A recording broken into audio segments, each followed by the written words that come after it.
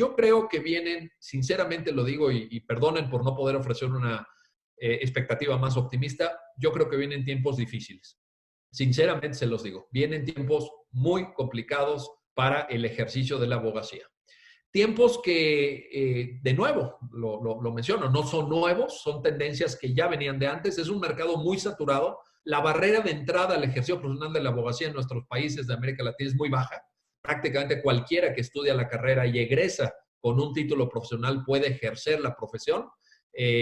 Hay algunas áreas de ejercicio profesional como el notariado, como la judicatura, como algunas fiscalías, etcétera, que tienen exámenes posteriores, pero en el ejercicio del litigio, por ejemplo, las barreras de entrada son muy bajas, el mercado está muy saturado, hay muchísimas personas que han estudiado Derecho y que siguen estudiando Derecho, la carrera de Derecho es de las más solicitadas, y en ese sentido, pues la pandemia nos pone de relevancia este mercado de opciones profesionales, insisto, muy, muy saturado. En este sentido, yo creo que también nos tenemos que dar cuenta que no somos ajenos a una, voy a usar un término muy conocido en las escuelas de negocios de Estados Unidos, a una disrupción. Va a venir, yo creo que ya llegó, de hecho, una disrupción en el ejercicio profesional de la abogacía, que no es ajeno a otros sectores. Es decir, si nosotros si nosotros miramos otros sectores de la economía, veremos también ejercicios disruptivos. Estoy hablando de telefonía celular, estoy hablando de cámaras, por ejemplo, los que tienen cierta edad se acordarán que antes usábamos las cámaras Kodak y comprábamos rollos y poníamos esos rollos, los enrollábamos en la cámara y luego lo quitábamos y los llevábamos a revelar, etcétera. Imagínense la experiencia de eso comparado con un teléfono celular que puede tomar video, que puede tomar cámara, que puede almacenar miles de fotos, miles y miles de fotos, que lo puedes mandar a la nube, que lo puedes mandar por correo, por WhatsApp, etcétera. Evidentemente, Kodak, cuando quiebra en el año 2012, pues lo hace con una nómina de más de 350,000 empleados y lo hace frente a empresas que le generan mucha competencia, que eran empresas de jóvenes de menos de 25 años, multimillonarios todos, y que estaban haciendo uso de las nuevas tecnologías. Y es lo mismo con Netflix, es lo mismo con Airbnb, por ejemplo, es lo mismo con Facebook y con otras, o con Amazon, por ejemplo, que está depredando al pequeño y mediano comercio y que solamente se le pone enfrente una empresa como Walmart, por ejemplo. Entonces, yo creo que los abogados no somos ajenos. Yo me atrevo a poner a consideración de ustedes lo siguiente. Podemos estar muy, pero muy cerca de lo que podríamos llamar un momento Netflix de la abogacía. ¿Qué significa un momento Netflix? No sé si ustedes se acuerdan de aquella cadena de tiendas que se llamaba Blockbuster, que permitía el alquiler de videos. Entonces yo me acuerdo cuando vivía en casa de mis padres, que nos mandaban los viernes en la tarde a mí y a mis hermanos al Blockbuster y nos daban dinero para que cada quien eligiera una película. Y la gran pelea era el domingo en la noche ir a devolver las películas antes de las 11, antes de que cerraran, para que no nos cobraran los recargos, que eran pues cantidades importantes en ese entonces para mis padres. Y esa era la gran pelea. Bueno, esta experiencia que mi generación y generaciones cercanas a la mía tuvimos en términos de del esparcimiento, de la forma en cómo nos entreteníamos, es muy diferente a la que tienen ahora las jóvenes generaciones que desde su teléfono celular contratan un servicio de streaming, como puede ser Netflix o cualquier otro, y les llega la película que se estrenó ayer a su pantalla, a su computadora, a su teléfono celular, a su televisión, a lo que usen para ver esta cuestión. Pues yo creo que a lo mejor la abogacía está viviendo ese momento.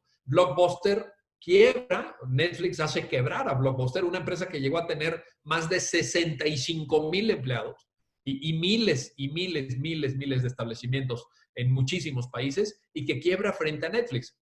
Y hoy Netflix pues se está acercando a los 200 millones de usuarios que pagamos aproximadamente entre 10 y 15 dólares, dependiendo del país, entre 10 y 15 dólares al mes por el servicio, lo cual le permite a Netflix generar una bolsa de ingresos cercanos a los 2,000, 2,500 millones de dólares mensuales, oigan esto. Entonces, Evidentemente aquí hay un cambio de modelo, hay un cambio sociológico, hay un cambio cognitivo, hay un cambio en las pautas de esparcimiento y ese mismo ejemplo de Netflix o de Airbnb o de Facebook o el que ustedes quieran, se puede aplicar a la abogacía. Es más, si la analogía con Netflix no les gusta, les propongo otra incluso.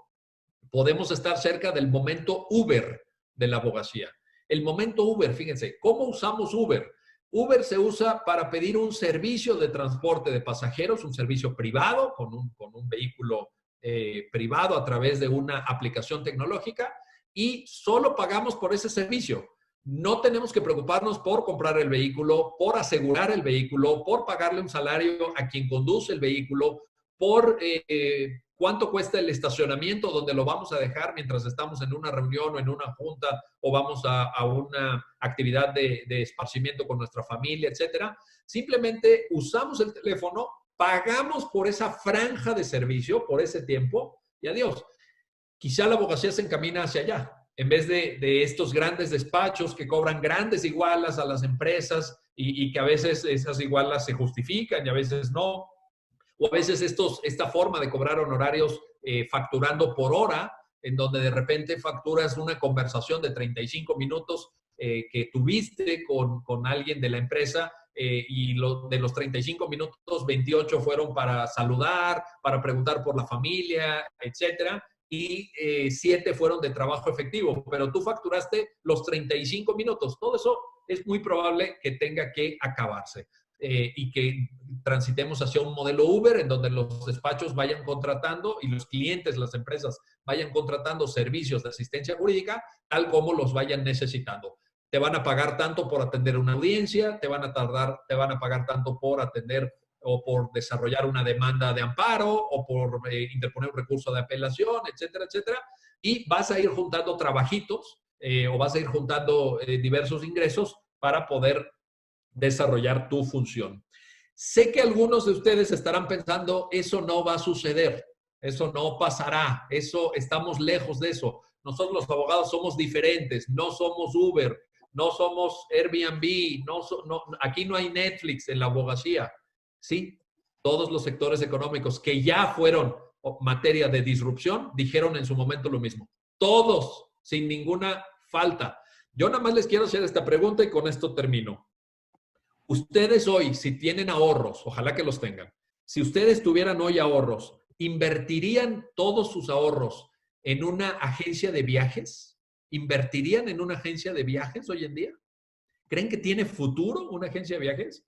¿Ustedes invertirían sus ahorros, les pregunto, ¿ustedes invertirían sus ahorros en una agencia de bienes raíces? ¿Ustedes creen que ese gasto que supone un 4, un 5, un 6% de incremento en el precio de un bien inmueble, que es lo que normalmente en la correduría de bienes inmuebles se suele cobrar como comisión, ¿ustedes creen que la gente lo va a seguir pagando si puede comunicarse a través de las nuevas tecnologías directamente con el propietario del bien inmueble? Claro que no. Imagínense lo que supone ahorrarse un 4, un 5% en la compra de un bien inmueble.